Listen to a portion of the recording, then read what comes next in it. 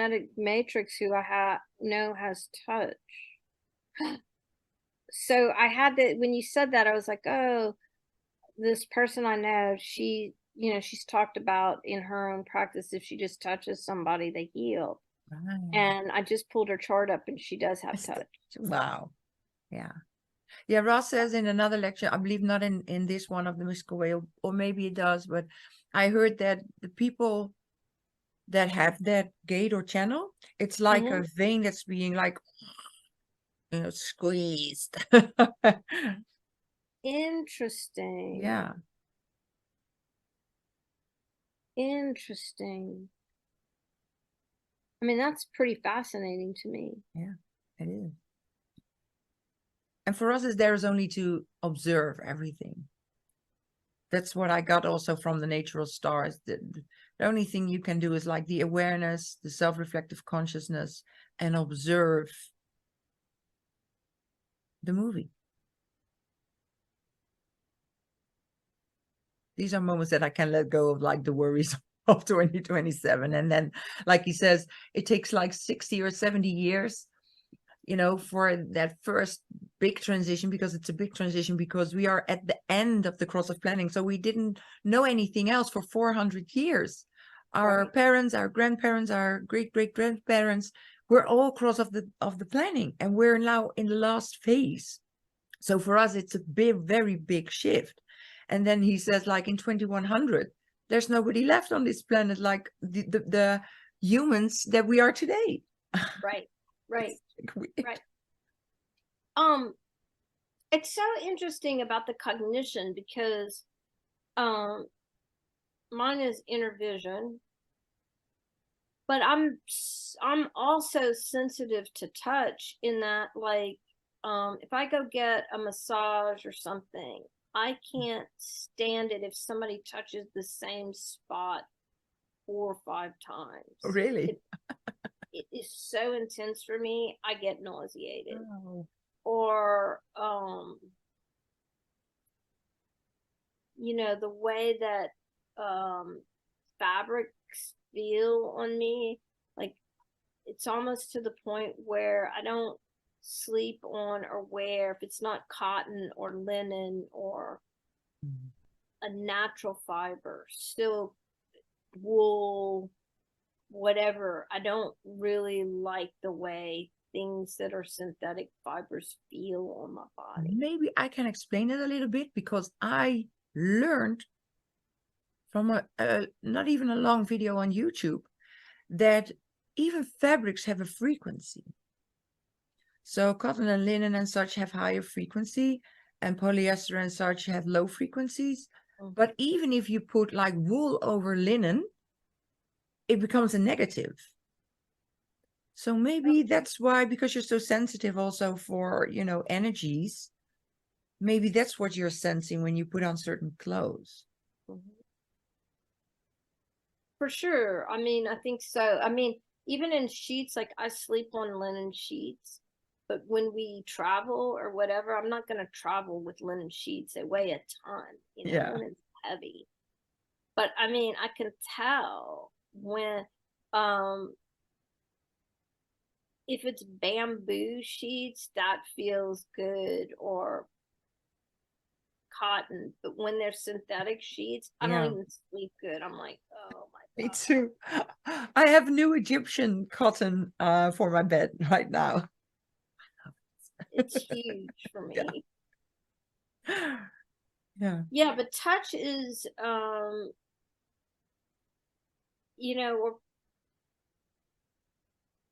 yeah, just repeated touch in certain places, I can't take it. It's just too intense for me. I was relating that to maybe the 6-line body. Yeah, maybe. Yeah. Yeah. I don't know where to look for it in the chart, but for example, Hans also doesn't have touch.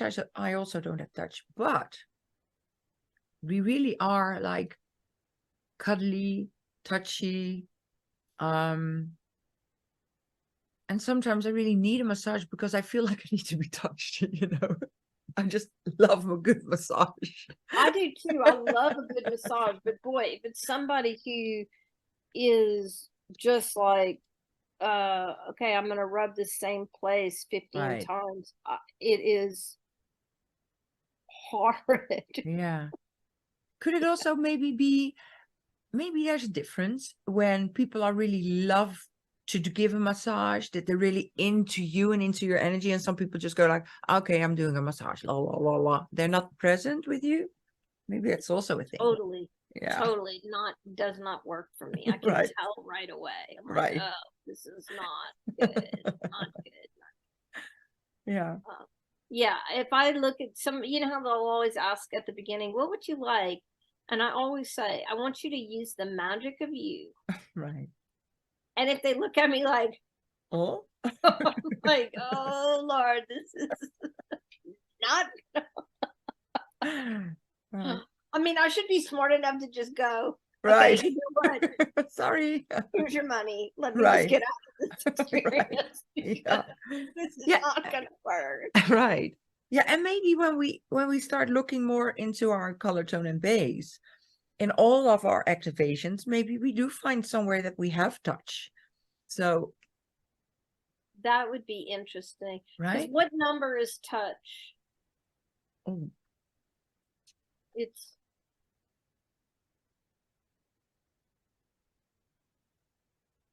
I don't have that right here. wait, you know what? You I can can see get it. it. Yeah. You can see from your friend. Okay, yeah. Because touch is the how is it determined again? It's the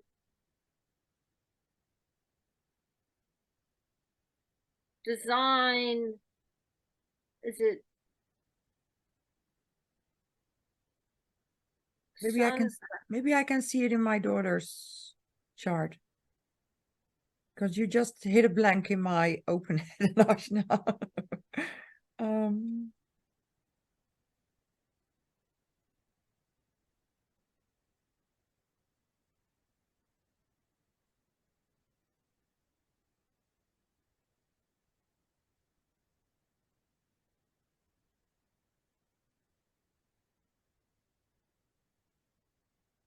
mm,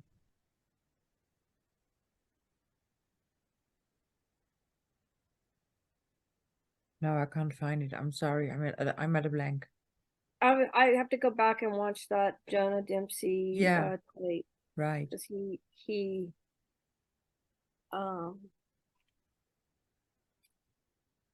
let's see if it says Or maybe I can see it in my the book that I created from the card deck.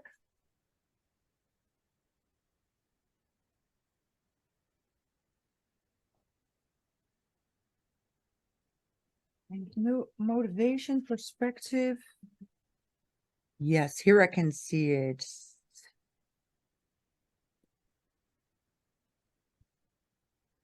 It's the determination variable.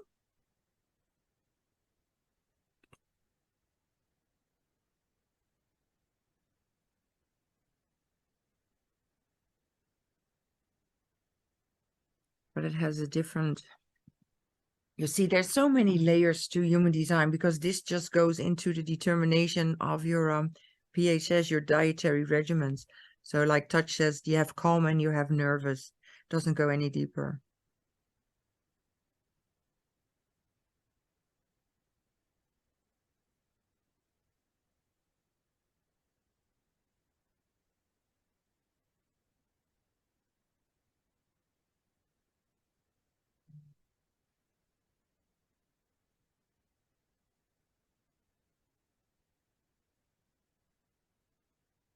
I know I think it came up on you know where else it is? I know where else it is. It's on um genetic matrix on the talking chart.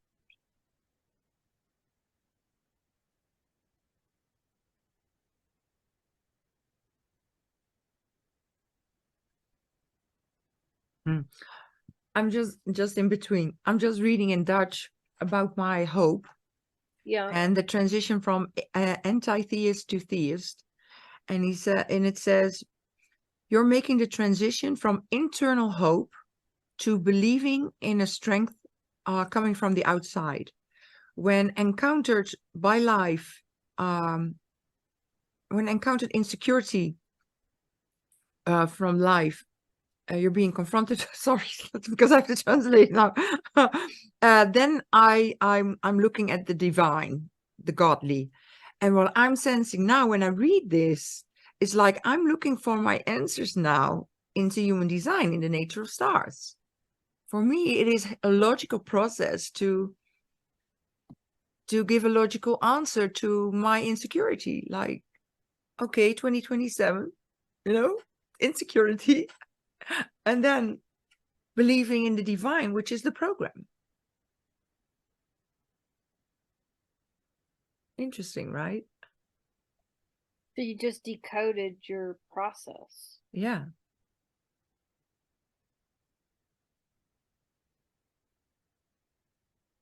So how does that make you feel inside that you have that now? It gives me security. It makes me feel safe.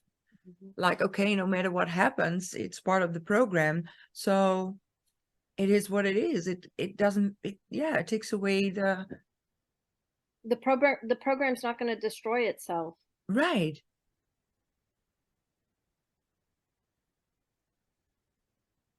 Yeah. Yeah. Program is not going to destroy itself. Right. And I'm also fascinated, maybe it's a lot because I'm all over the place now. I also learned a little bit more about the right brain and the left brain, and that the left brain is really about organizing all the events, and the right brain is more about got all the events, but there's no organization in it. But when I speak to you, I do hear an organization in it. So is it that your right brain is too much in the left world, so you kind of adapted to your rightness? Or am I just hearing the logic in your rightness? Because I know there's also a correlation in that the rightness in the future needs the left. How does that resonate inside of you?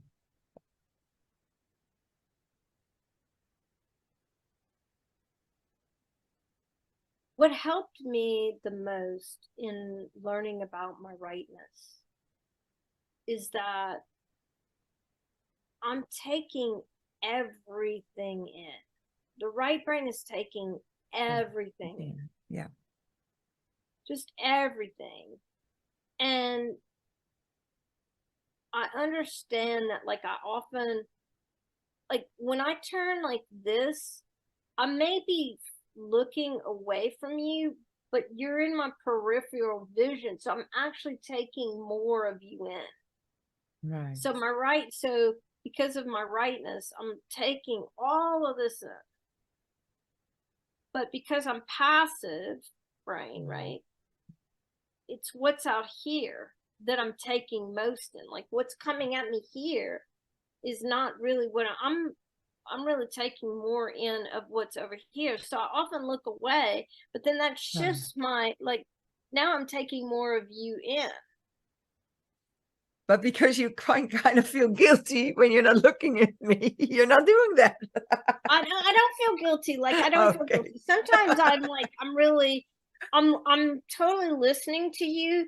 And a lot of times when I'm listening really carefully, I'm not really even seeing you. Right, I get it. On my internal, like, I'm getting everything softens. But then when I shift to my consciousness, like, I'll often look away. I'm looking at the water, but what I'm taking in is you. Right.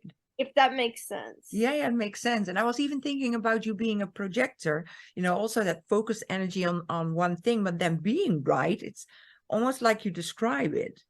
It's like you're taking everything in, but your focus is still here, energetically. Yeah. And so then when I listen to the stuff on, Try Right, what I got was that I'm not here to sort as I'm taking it in. No, right. So the conditioned me was when I was writing everything down, Right. because I'm sorting as I take it in. So I'm not supposed to sort No. as I No. take in. I'm just supposed to take it in. Just Yeah. goes down into the well. And I'm not taking it in for me. No. If I'm forcing myself to take it in for me, it's just not going to go in. It's not why I'm here. So if I'm just being with you, Right. you know, and just taking it all in, and not doing anything with it, just letting it just kind of come in, then when you need it, or when somebody else needs it, oh, there it is. Oh, there it is. Right. So when I asked you questions about even your experience on your holiday, maybe that's why I receive it logically, because then you open up a can and you start sharing all the unorganized stuff, but it kind of maybe organizes itself because I'm asking. That is true. Yeah. That is true for me, because what happens is you ask me a question and suddenly I'm seeing some part of my trip. Right. And so I don't go to like thinking about, well, do I start at the beginning? No. You asked me a question and I saw a scene from my trip, so I just start there. Right. Right. And then it just kind of organizes itself. I'm not really. Yeah, well, I would start with like where we went on the plane, and then this, and then that, and then that. But you just started somewhere in the middle that you felt that came up that wants to be shared. Yeah.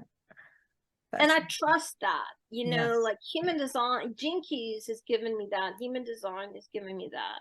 Yeah. Just like, and, you know, working with clients for forever, because, you know, when I'm working with a client, at first this was hard. So I'm going back, you know, like 15, 17 years ago. I'd be working with a client and suddenly I was seeing some picture from my life, like some story or something. And I didn't really like that. I didn't really like bringing out the stories from my life, but it would be like, I couldn't even move on. It would just be flashing on my internal screen. And so I'd be like, surrender, you know? So I'd be like, I don't know why this is coming up, but I'm going to share this story from my life. And there would always be a gem in it for them. Oh, wow. Yeah. And so I just learned to trust that. Yeah. Yeah, because you're also here to share the stories. That's part of your design. Yeah, like me. So when somebody will ask me a question like that, and you may notice this when you and I talk, you'll ask me a question and I'll look away. And it's not that I'm focusing on anything. I'm really just bringing my awareness into my body. And it's like, oh, what's the answer? You know, and I'm just waiting for my body to show me a picture or, you know, a memory. And then that's where I start, you know, and then it just flows from there. So, I feel like in my deconditioning process, what I have learned is to not be left brain as I take in things. So like, okay, I printed out the PHS, right? So I've been reading through it. Now the old me would have had that right here and I would have had my notes. And I would have been reading and taking notes at the same time.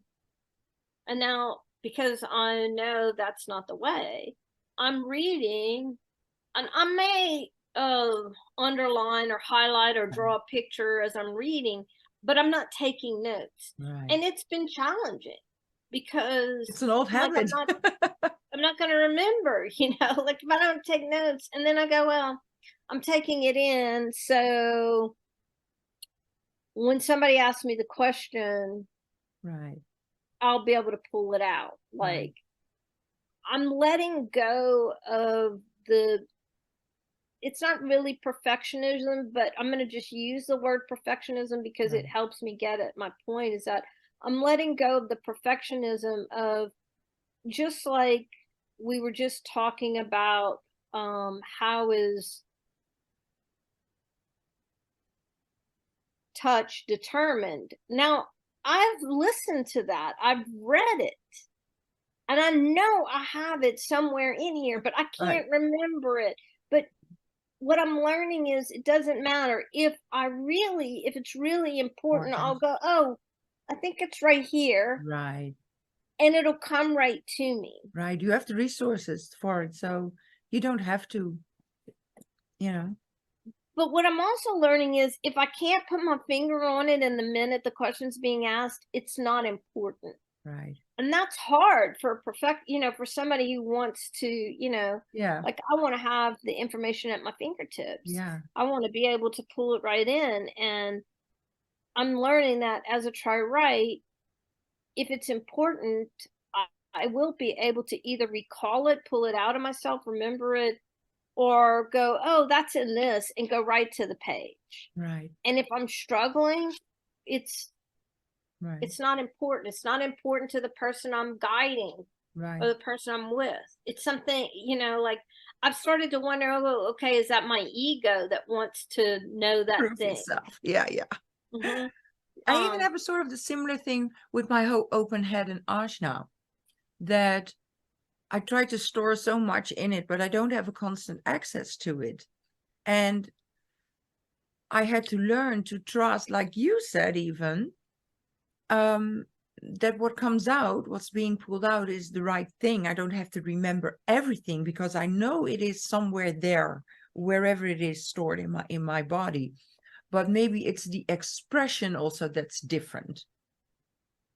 And what I Yeah, also which is felt, hard for the ego, because the ego right, wants us to right, believe, that yeah, we know it all and that we have yeah. it And the all, open head wants to be certain and wants to know that it knows, but it doesn't. yeah, It's not sure of itself.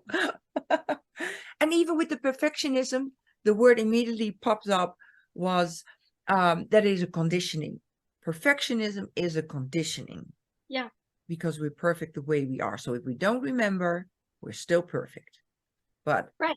I totally And get that. it's just not important in this moment.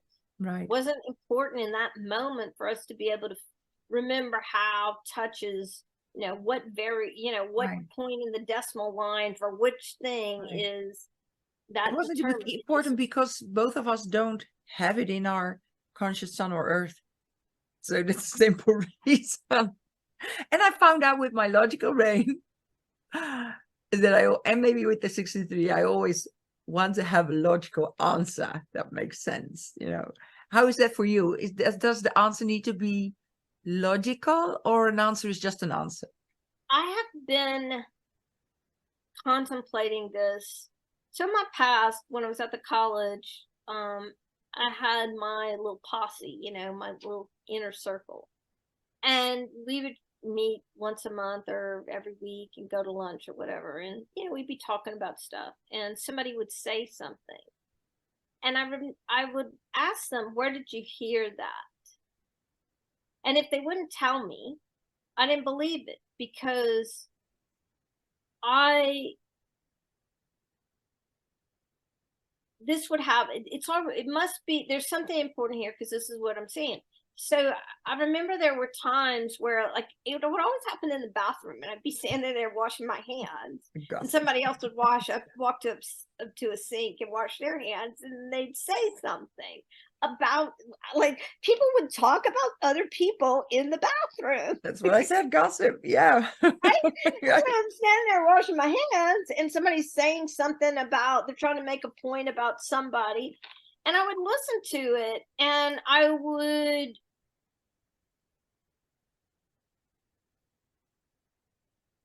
Question? contemplate what they were saying based on my own experience with that person. Mm-hmm. And I'd be like, I'm sorry that you've had that experience. That's not my experience with that person. Right.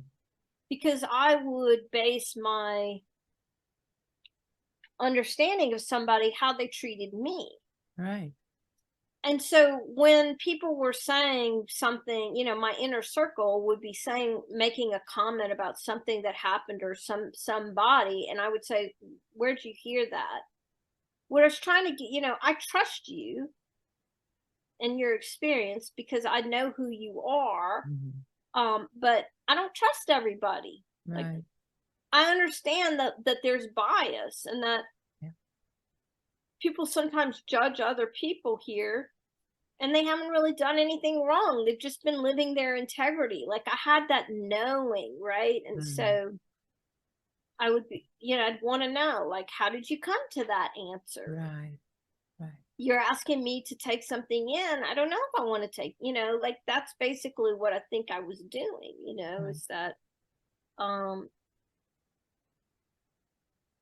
and I've been contemplating that lately. And I don't know why it's been coming up for me, but I think there's something here with what, I've honestly lost the thread, but I knew it was important when Yeah, well, there is something funny in there as well. I feel a connection there.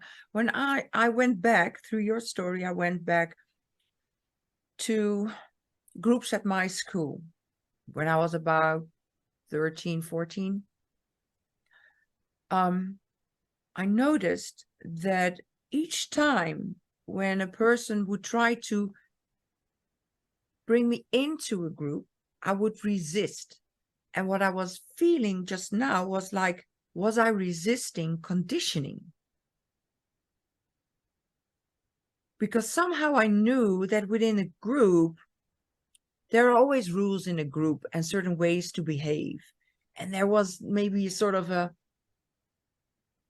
maybe it is my cross of sovereignty that I wanted to be my own individual and not become just one of the group with their rules. And because they were smoking, and I was like, I'm not gonna smoke. I don't want to be in that group. I don't want to smoke. I can remember that so clearly. That was the reason why I broke up the whole friendship.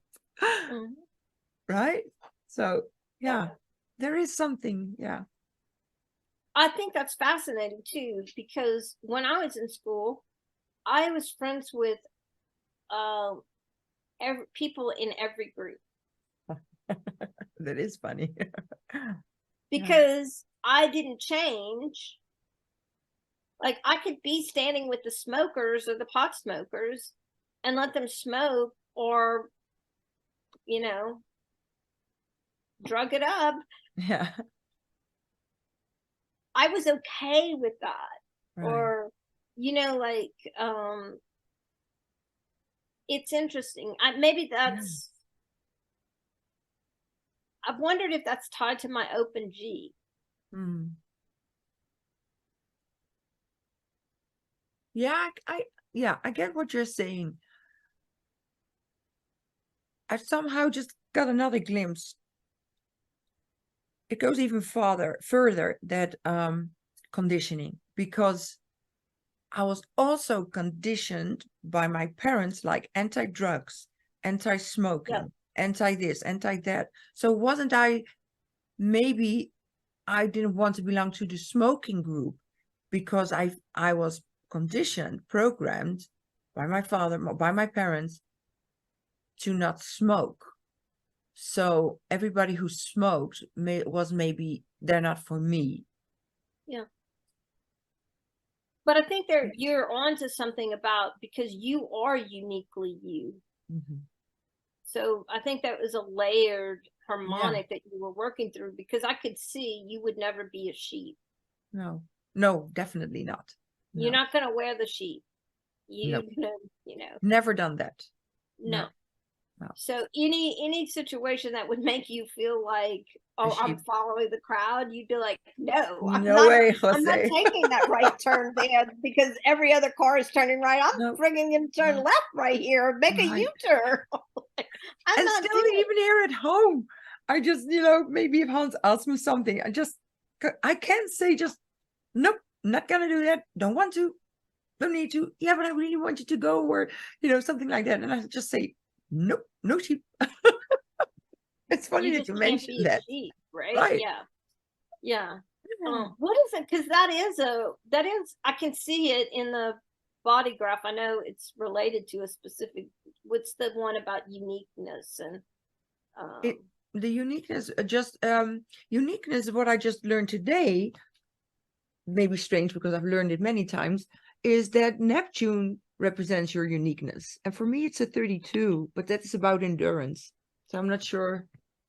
Yeah. Well, you can endure other people's criticism or they're nagging you, you're not going to give in to True. No, any of if it that. doesn't feel right, it's just, that's what I do love now looking back, that I was always unconsciously, but I was always aware about how things would make me feel. And of course, when you're in a family, so in my home, I could not listen to that inner voice of how things felt and say no. But on the outside, I could. So if I didn't resonate with people, I would just let them go. And I still do. And sometimes that's hard, or even for me it feels hard to the other, that I can, yeah, to be honest, to say I don't feel pleasant about it, but if somehow the resonance goes off, I can let you go. And it sounds very selfish, but it's the only way I know how to be me. Well, I mean, I came to that, like that was part of my evolution, in Right. that it to stay in that situation puts me in a lower vibration. Right.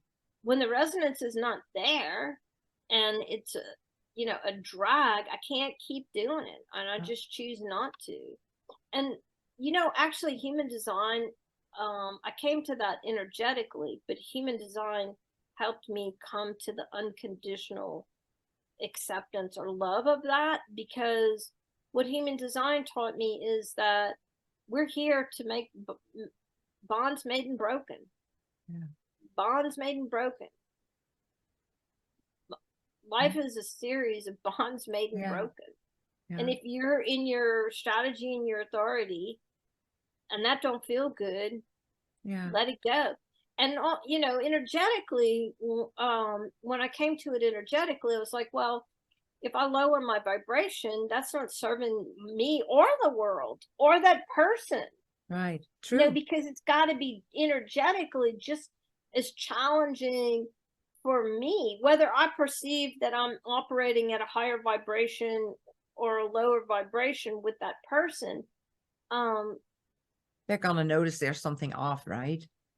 Exactly. So we don't doing anybody a favor when we stay Right. in places, because if I choose to force myself to stay with somebody I don't feel like I resonate with, and it doesn't feel, they can't align with the people who will get them where they're going. That's It's so exactly what I said to my ex-husband when I wanted a divorce. Exactly that. Like, if I stay with you, it's not fair to you because I'm keeping you away from somebody who really loves you and can give you what you need. it's the truth. It's the truth. Yeah. It's up to him to live his highest vibration and align with that person. You don't have any control over that. But Right. if you stay there, that other person, it's going to be really hard for it to Yeah. come in and for him to experience the Yeah. love. And did that happen for him? The funny thing is, I had a colleague when I was just in my divorce. I had a dream that they kissed. So I told my colleague, I have an ex-husband and I had a dream about you. And I think you should meet up. At some point, they started writing and such. They didn't met. Then she went off to a country to work with kids. So she wasn't my colleague anymore. They kept on writing. And when she got back, they met. And now they are married and have a kid. Wow. Besides that, he just left my daughter, just on the side.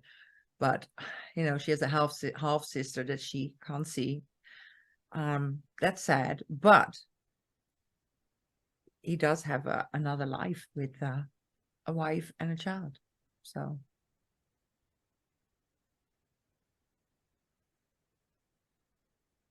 yeah. So for you, you were in alignment, but then why did he have to disassociate from his child? Yeah, it has to do with his new wife Mm. and their judgment on me. Back in that day, I was like a drama queen. There was a lot going on. I was in my waves and I tried to do the right thing, but it was interpreted differently. And I was told I was still controlling. Um, but when I look back, I see that I just wanted to guide and lead everything in good ways for my daughter, for everyone. But she felt like I was, maybe putting on my stamp or something. I don't know. And then they got a baby, and my daughter was going into puberty. So she wasn't always fun. And then at some point, one day, they just said to her when she came, "We cleaned out your room, and you can't stay here for the weekend anymore." Wow. They just said it like that. So she didn't dare to tell me. So there was on the 2 weeks, on a fortnight, that she would go to her father. And then she stayed in bed, and I got angry with her, like, he's gonna blame me for not sending you, da da da da. And then it came out that she told me what had happened. And because she was lying in the time, I didn't believe her at first. So I sent him a message. And she, telling him what she said to me, that she wasn't welcome anymore. Because that's literally what he said: "You're not welcome here anymore." And then he said, "That's true." And then I never even replied. I just took my child in my daughter in my arms and said, "I'm sorry," and such. And there was never any contact anymore. She was Wow. 15, I believe 15 or 16. And your daughter's a generator, right? Right. Yeah. So But there was nothing left to respond to. no. No. But I do see that although she has Hans now, which he's really her father, that all went very naturally, and they click very well. They can even talk better together than I can with my daughter. But I still see that wound of not having her father and being rejected so hard for who you Yeah, are. the rejection. Yeah. But then, knowing that she has the cross of healing, I know that she has to heal that wound, and in that way she can help other people. Because it wasn't Yeah, about her, it was about them, I mean, I see this with clients all the time. It's like, okay, you're grappling with rejection. Where are you rejecting yourself? Right. You're grappling with self-sacrifice. Where are you not able to receive yourself? Right. Sometimes we ask the wrong questions, Yeah, right? true. Yeah. Yeah, I see her. Um, this funny thing is, because I always said I love you because my parents didn't. And I always told her that she was precious and beautiful and such. So on one side, there's a lot of confidence in her, and a lot of she can be without makeup or with a full glam on and with her lashes and everything, or just totally naked, walk on down the street and feel comfortable. I can't. So, that's a good thing. But on the other side, I do see, because of that, there is a lack of value, of worthiness, because of that rejection. But yeah, like I said, again, maybe that's a duality. So at some point she does have self-value. But on the other hand, does she know her worth because of the big rejection? Yeah. Yeah. And when those two come together for her, Yeah. it's going to be mind-blowing. Right. Yeah. It's funny that you brought up the sacrifice, because in a mystical way, Ra talks about how that 1949 is about the offerings to gods and such. It's so fascinating. That's interesting. Yeah. The offerings to God. Yeah.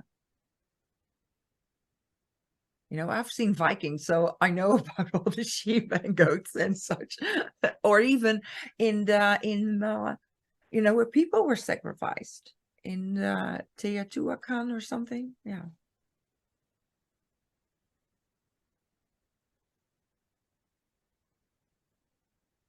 I've been watching so many documentaries this last week. I just let myself lead when I was not painting and taking a break from that. I was watching documentaries from people that travel all around the world and ask people if they want to show their environment and their culture. I have seen so many different cultures and ways of living, like from the Amish to people in Alaska. There are even villages there, and they live off. They have never seen a cow, people who are on drugs that live on the street. What is this series called? That Oh, sounds I have few. I will send them to you. One I know by head because it's a funny name, Bold and Broke. He's been to whole of Russia. And the most people are so, they just invite him in. They're so kind. There's so much to learn from it. Most people that don't have money are very generous. And the other guy I have to look up because I don't know his name. There are two, I believe there are three that I watched. And where are you watching this stuff? On YouTube, just YouTube. There's on regular people, not official, official documentaries, but they, like one of them was a group of guys and they went to the Himalaya mountains for the Nepal honey, because it was said that it had hallucinating effects. And they went on those mountains. There are just a few people left. These are the last people that will go honey hunting, so to speak. And they hang off a cliff. They go by like a rope ladder on that mountain on a cliff to get in a bucket the honey. It's like dangerous each time. And then you see how these people live and even what they make of it. It started with the mining in Africa of the rose quartz. That was the first one I watched. Like how those people are so poor and their children have to work in those mines to get the crystals. And then they showed a piece like a face roller for 40 euros or $40. And it was like a little piece. And they said, well, we just get like 10 cents for a kilo. And we buy like a small, like maybe 5 grams for 40 euros. And they have nothing.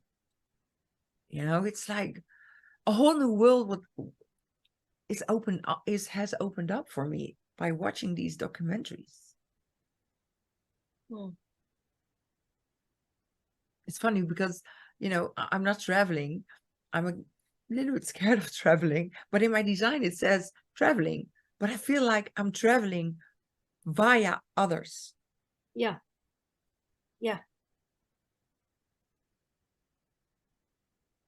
And even when you go back to your memories, it's still a movie. Costa Rica is for me just like a movie on YouTube. It's a memory. It's not. Yeah. I contemplate this quite a bit, is that I have 4 planets in Sag. My moon is in Scorpio, but it's 1 degree out of Sag. And I live on this natural shore. I'm always gazing out, and that's, calling me. It's a place of transition. It's calling me to all my transitions, right? And so, like, I go all the time, like, right. And I'm enjoying myself, right? And it's clearly aligned, right? Yeah. And I think about that. It's sometimes hard to get traction on things because I'll just, I'll be here a month or so, right. And I'll, I'm enjoying myself, and I'll get, like I start reading on bass, and then I go away, and then I'm like, I come back, and I'm like, where was I? And it takes me a few days, and then it might take me a week and a half, and I finally like get through everything, and I'm like, got some traction going here, right? And then I'm off again. Yeah. No, yeah, but you are a projector with all this openness and then the cross of consciousness. So for you, it is, and right brain. So I feel like for you, it is about traveling the outside. Maybe for me, it's traveling the inside. Yeah. Because you get to know yourself via others, and I get to know myself by studying myself. You don't need to study. You just need to experience. Yeah. Yeah. I love the difference. I have to say, one of the things that I'm having so much fun with is that I want to talk about my grandkids if you have a moment. No, I love it. So my grandson is going to be in, let's see, my granddaughter's going to be in 5th grade, and my grandson's going to be in 3rd grade. So before this last year, my grandson was always really quiet and kind of internal, and always played games with him and stuff. But then if we weren't playing a game, he'd go in his room, maybe he'd build his Lego, or he'd play with his Hot Wheels or something. But it was really kind of, and I believe if I'm remembering right, let me look at this. I think he's a. And then just when you share a screen, just tell your story. So my little grandson, this is his chart. He's a 1-3. So, he'd go in his room, and he's also Wow. He's got a 2057, 34. yeah. And 51, 55 for his son, Yep. Yeah. So he's really quiet, calm. He'll go in his room, and he's calm determination. And but in this last year, and I'm looking at his motivations, when he wants something, he will dig his feet in. Like, we would go out to dinner, and I mean, he's been like this his whole life. If he does not want to eat something, he is not eating it. Right. And he, like, we would be out to dinner, and even on the cruise, they had the children's menu, but we went to a bunch of specialty restaurants. And so for the adults, what we paid for, we get to eat off the menu, but the children have to eat off the children's menu. And if they order off of the adult menu, it's a la carte, so you have to pay for it. So like, we went to a restaurant, he told my son, he's like, I want lobster and steak. Right. And he will not come off. We were at when we were in Miami at the hotel, we went to the restaurant, and he wanted fried fish. We were in a Mexican restaurant, and he loves fish. And so but it was grilled, and the fish was grilled. My son said, it's grilled, and he goes, I want it fried. So my son, the waiter comes over. My son's like, can you fry this? And the waiter's like, well, I'll have to go ask the chef. Well, the chef ended up saying yes, and he had like the best meal of the night. But he just was like, that's what I'm eating. He just, I feel that is that 205734. It's that voice in the now, the energy for this. I know what I want. And then having that desire, he's desiring it, so I want it now. And you're explaining exactly who he truly is. I mean, he is the sleeping phoenix also. Yeah. So he, but in the last year, he's been really quiet and kind of shy. But in the last year, he's like, I think he somehow feels that I actually see him. Yeah. Because he, like, now he's really chatty with me. And in the past, like, if we went somewhere, he'd sit by his dad or his mom. He didn't really want to sit by me. And a lot of time on this trip, like, we went to the theater, and in the past, he would have sat by his mom and dad. Well, we sat on the row in front of them, and I'd say, Bravo, come sit with us. And he would sit with me, which is a big deal. Like, for me, wanting to have an experience with my grandkids, to have him open up is wonderful. Really, it was really fun. And then my granddaughter, she's 10. Let's see, she's 10. This is her. So she's a 6'2", which I know there's something special about 6'2s, because I've seen Marianne Winnegar do the whole thing on 6'2s. She was doing a whole thing. Also the 2034. Oh, ow. Yeah. And the 3955. Interesting. Yeah, go ahead. Sorry. No, I mean, where's her 55? It's red and black. Oh, it's her Neptune. And Yeah, also oh, she's got the twice. 35 and Jupiter. That's Jupiter. Interesting. So she's 10 and she was my first grandchild, and I just love her to death, and we've always been really pretty close. And it was interesting the last couple trips. She's a little more reserved, and she hasn't been as chatty, or as like in the past. She and I would be the two peas in the pod. And this trip and the last trip, it was me and my grandson, and I love them both. And I both, she's that line six personality. She's also really super determined. She's not going to do what she doesn't want to do. No, that's at 2034. That's really that. But I almost feel like, because you are a projector and you really focus your energy on one thing, that when you're with your grandson, your granddaughter doesn't feel an opening.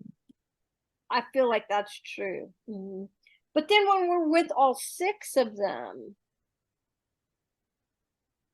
I felt that in the past, that he didn't feel an opening when I was really tied to my granddaughter. But Right.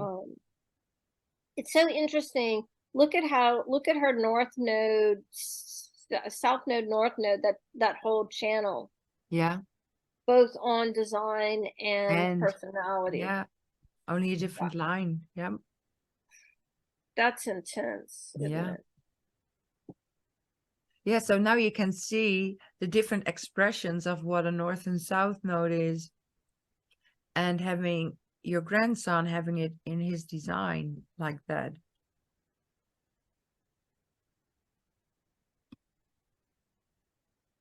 You see? Yeah, and so for him, it's Earth, Sun, Earth. Right. That's fascinating, isn't it? Yeah, they are. I don't know how close they are, but they're, for what I'm sensing, is like he is in her environment and what she's here to see. So I almost feel like he needs to be in her presence. He needs to be what? In her presence. In her presence? Yeah. Yeah, I mean, they're super close. I mean, it's something that, even though she's 10 and he's 7, they can play for hours. Right. Hours. And that's when I'm there, we play a lot of games, and I'll say, Bobo, you want to play a game? And he'll say, Cassie, you want to play a game? And he'll play, like, he wants to play, like sometimes he and I'll play, but he really loves it when his sister is playing. And they can play for hours, like, and it would be, she's 10, she's starting to, puberty. Yeah. yeah, that it would be easy for her to just poo-poo him or not want to. But oh no, they play in the pool together. Right. They go outside. Once we were in the room, I was in the room, our rooms were adjoining on the ship, and I went over to ask her something, and I could hear them. We were getting dressed, and I could hear them laughing and giggling. And I go over there and I go, "What are you doing?" They go, "We're playing The Floor Is Lava." Yeah.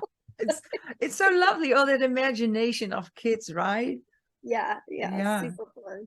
And don't forget, when all of you are together, if you're up to 15, you're a penta, so you're one entity, so to speak. You're no longer an individual. So that's why all of them can behave differently when you're with them.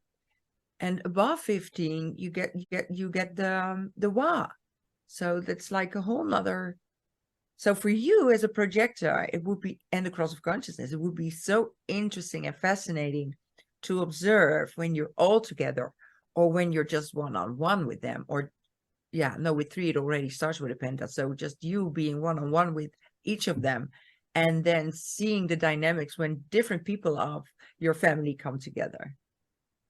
Yeah, and we spend a lot of time, the three of us, like me and them, because let's say I'm there, we're playing games.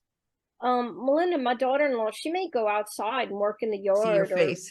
yeah, she may go outside and work in the yard or go run an errand, and she'll be like, "Are you okay?" And I'm like, "Yeah, leave us here, we'll play games." So it's a lot of, I spend a lot of time with the two of them. Right. And then I also spend time with, say, my they both like to be in their own rooms, and so maybe we've played games for 2 hours or something, and they take a break, and then I'll be like, "Where's Cassie?" And then she'll be in her room, and maybe she's on her computer watching Right. YouTube videos or something. So I'll just go get my book and I'll lay on the bed and just be with her in her Right. room. Or, Brody will do the same thing, and I'll just go sit with him, and he's doing his own thing, and I'll just, be in the space with him. I Right. I try to nurture that with both of them, Yeah.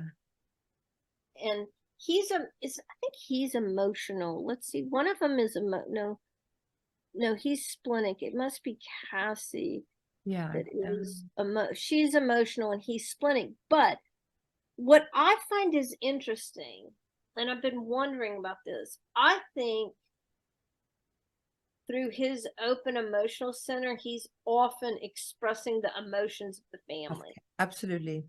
Absolutely. because he has little meltdowns, and I have this feeling he's expressing his sister's emotions, because she doesn't express her emotions. She's Oh. very Mm. contained. Right. She'll walk away to her room, Right. but then he'll have a meltdown. Right. It's funny how that So, works, right? Because what I can remember from just now, she doesn't have a connection from her solar plexus to her throat. So it takes a long way for her to express her emotions. So she yep, needs others to get access to it. Yeah.